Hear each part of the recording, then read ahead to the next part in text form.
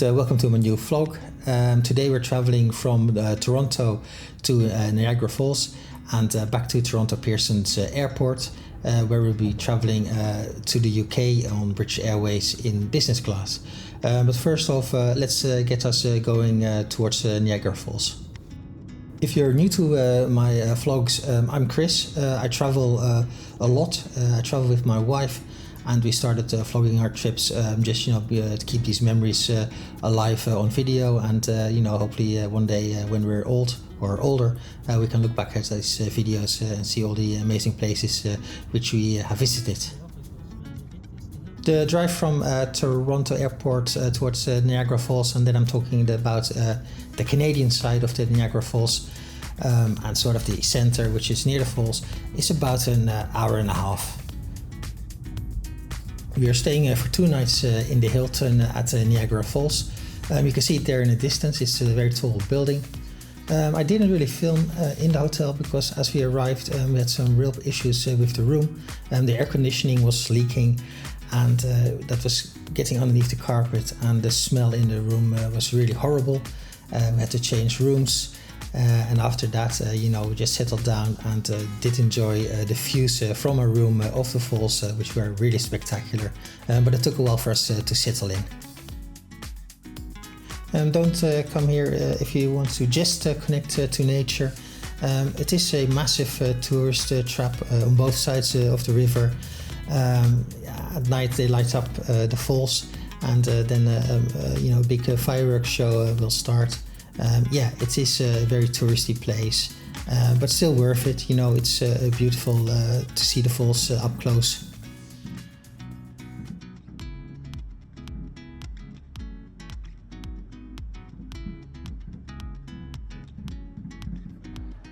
As we're walking down towards the river, we passed the Skylon Tower, which you could just see from our hotel room. Coming down to the river, we crossed the street at the American Falls. This is the waterfall, which is actually located in the US. Of course, the border runs across the river in the middle on this part, and this is the American Falls, as it's called. Absolutely spectacular, but we're heading over towards the main event. It's a short walk down the boulevard, and we're going to go and see the Horseshoe Falls, as it's called, on the Canadian side of the river, up close. So erosion is actually a real problem. In the past 250 years, the edge of the Horseshoe Fall has sort of been pushed back about 300 meters, but 1,000 feet. And in 1950 they did something about it and reinforced the rim of the falls to stop the erosion, so to keep it all natural as a tourist attraction.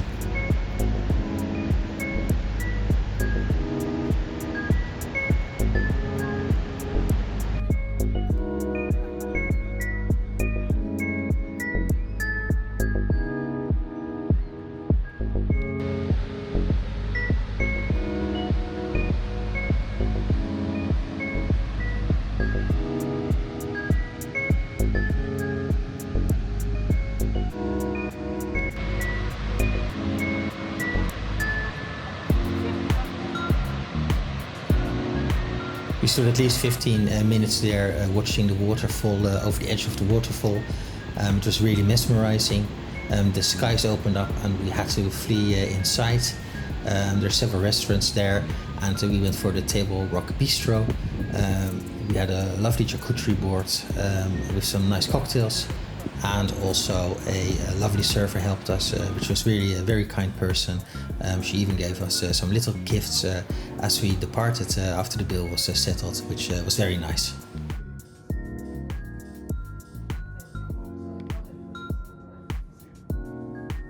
We found an incline railway which would take us back up to street level, which was a blessing, so we didn't have to walk all the way back up to the hotel. We were still soaked and couldn't wait to get into some dry clothes.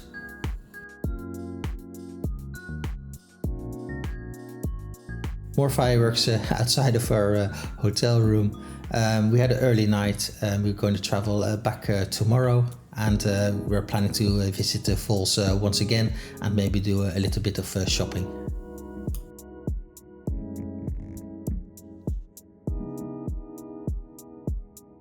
The Hilton is connected to the Falls View Casino Resort via a covered bridge, and if we went through the casino and then we end up at the backside of that resort, and that would take us on a short walk to the inclined railway, which we're going to take down this time.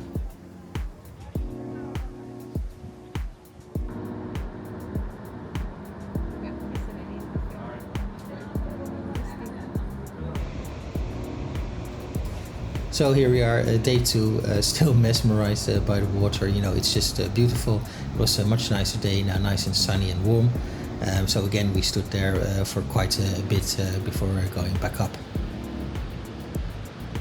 This is one of those bucket list things for us. I'm glad we did it. You know, it is very touristy, not really my scene, but yes, it was worth it. We also came in, you know, during the week, which is also when the crowds are a bit less. So my thoughts on the Hilton. Location is king, of course, so we're very close to the falls. You know, our room was kind of very tired, and of course the other room with the leaking airco was more tired. So yes, you know, it's very worn, it's getting very dated. So that was the downside. Also the elevators were a bit of a nightmare. But again, you know, you're close by to the falls. I just want to let you know that parking at the hotel costs a fortune, and we had quite a bit of luggage, so we did valet park and basically had the last spot. So we were lucky with that, but I think it cost us around $120 for 2 days there, so that is pretty steep. But the alternative is off-site parking, so we really didn't want to do that with the luggage.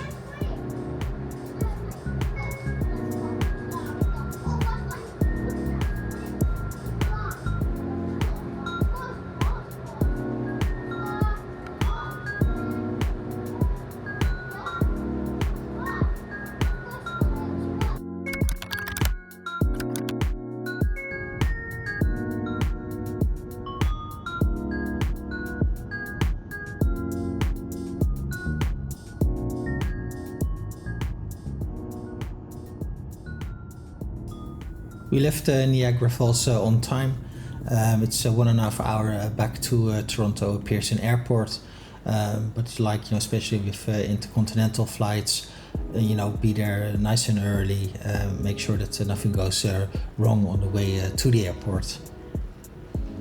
Of course, we got lost in the parking garage when we returned our rental car.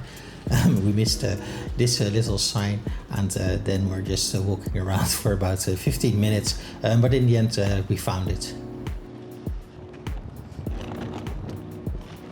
So something we'd like to do if we have you know, a decent layover or are early at the airport or any circumstances is book a hotel room at the airport, if the price is right, of course.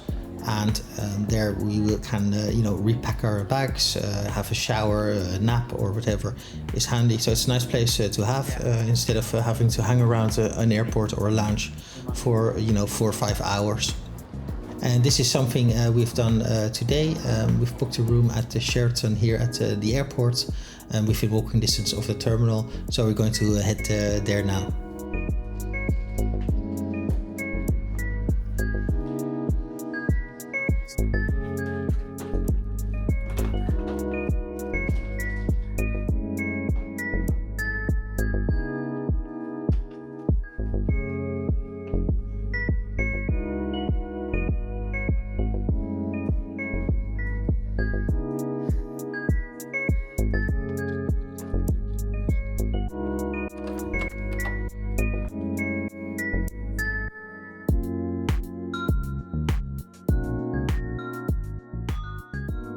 The room is actually very nice. The view isn't very nice, but you know, that's not why we are here.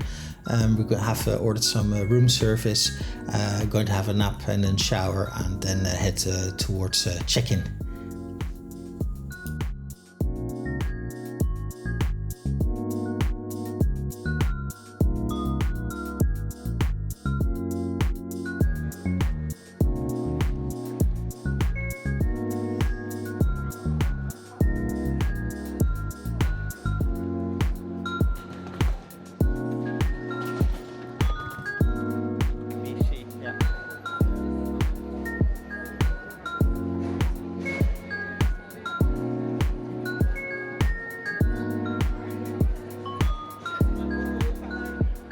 It's a short walk from the hotel to the airport. Literally you cross the bridge and you are in the airport, and we're also in the correct terminal.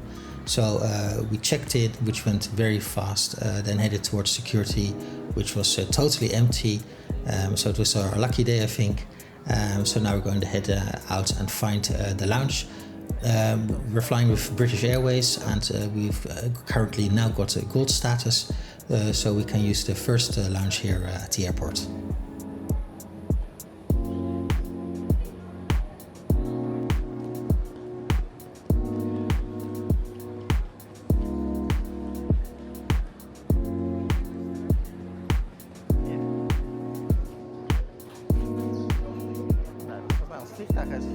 The lounge itself was close to the gate, which is always good.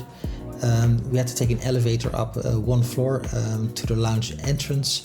At reception, you could either go left or right, and left is for the business class passengers, and right is for the first class passengers and the gold status holders, which we are, and the premiers, of course.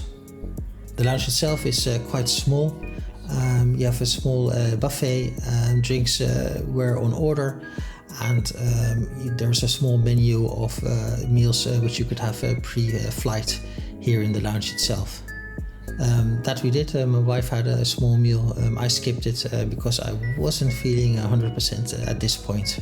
So when it was time to board, they called us, and we had to stand in the queue for the elevator downstairs. I looked for stairs itself, but I couldn't see any, so we had to be patient. It was a bit awkward, but we managed it.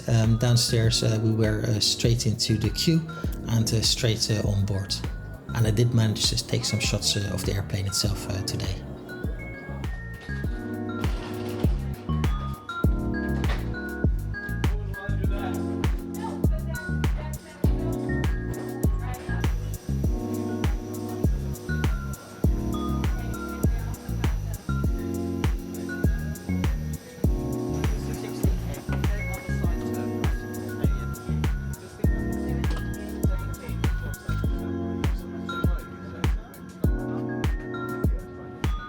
So today we're flying on a British Airways A350 1000, I believe it is, and we're flying in business class. Do correct me if I'm wrong, but I do believe that British Airways was one of the first airlines that offered a business class suite to its travelers. And with a suite, I mean a seat with a door that actually closes. So unfortunately, both my wife and myself were not feeling too good on this flight. I'm not sure if we ate something wrong or something else, but we both, had an upset stomach, so to say. So we, after takeoff, we settled down and went basically straight to sleep and slept through most of the flight and skipped the meals. So unfortunately, no food review on this flight.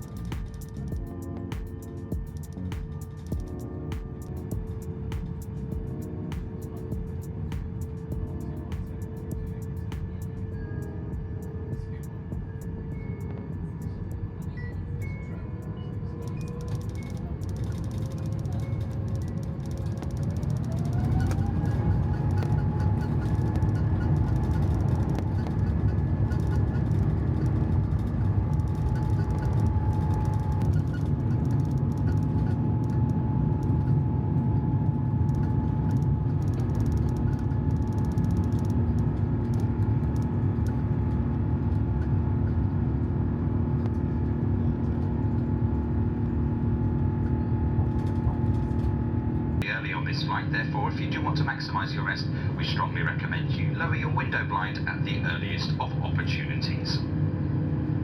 Well, when opening the overhead lockers, please take care as items may have moved. These could fall out and cause injury. As a reminder,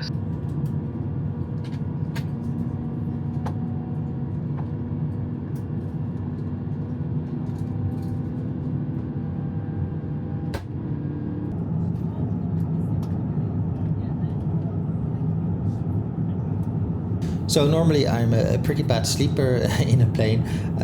I can manage 2 hours at most, but today I slept probably because I wasn't feeling too good. I slept for most of the flight. It was already daylight and we were already over the UK as I woke up. The seat itself is actually quite comfortable. I had a good night's sleep, which is a luxury. Of course, not feeling too good maybe helped with that. But no, I found it to be a comfortable seat. I also do find British Airways cabins a bit warmer than other airlines. Maybe that's just me, so do let me know in the comments if you also experience that or if I'm completely wrong with that observation.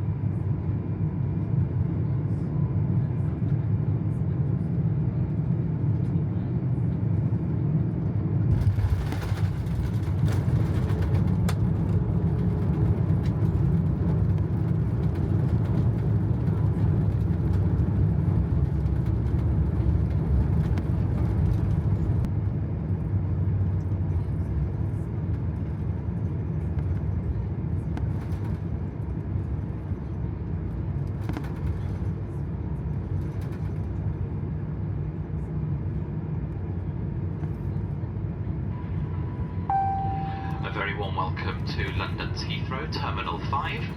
The local time here in the United Kingdom is approaching 10 minutes to 10 in the morning on Sunday the 9th of June. For your departing terminal and gate number... Once we landed and I could turn on my phone, I got some bad news. Our connecting flight was cancelled. That meant that instead of waiting 1.5 hours for a connecting flight here at Heathrow, we had now had to wait 4.5 hours for a connecting flight here at Heathrow. So yeah, that's a bit of bad news. Fortunately, we got some sleep on this plane that would help the suffering, and we were lucky we have lounge access here, but still not a fun thing to wake up to literally. Thank you very much. Doors to disarm, cross check please.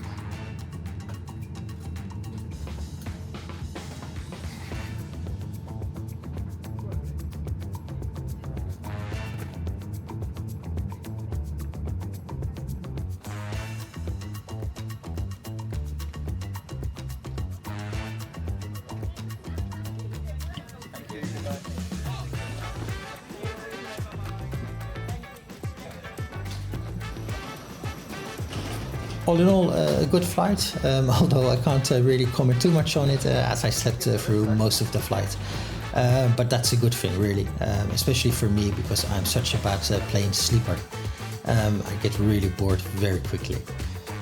So yeah, little to say. The crew was very nice. I had no food, so I can't comment on that. I had one glass of, I think it was Prosecco. Yeah, it's Prosecco. But yeah, no, a nice flight. I do like the seat. It's nice and comfortable, and I'm looking forward to maybe stay awake on a future flight on British Airways in business class, so I can give more thoughts on the whole experience. We're hitting connections, going to find a lounge and hang out there for 4 hours. We have also been downgraded on the next flight, which, well, it isn't that bad because it's just an hour back to Amsterdam, so no real complaints there. We're getting home today, and that's the most important thing. Thank you for watching. If you made it this far, please do leave a comment with any thoughts or comments on what you have seen in this video. Any feedback, as long as it's positive or constructive, do leave it in the comments.